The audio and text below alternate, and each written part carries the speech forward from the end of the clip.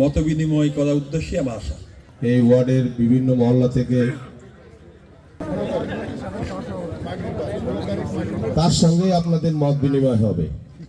তারপর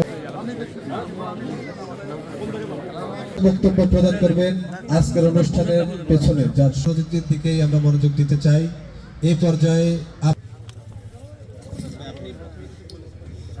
আমার সামনে উপস্থিত আমার সম্মানিত গণমানুষের কথা শুনবেন। তিনি নির্বাহী কমিটির বিপ্লবী ছাত্র বিষয়ক সম্পাদক। আসসালামু আলাইকুম ওয়া হাইয়িনা রাব্বানা ফিস সালাম। কল্যাণ আখিরাতের কল্যাণ তুমি দান করো মাওলা। আলহামদুলিল্লাহি রাব্বিল আলামিন।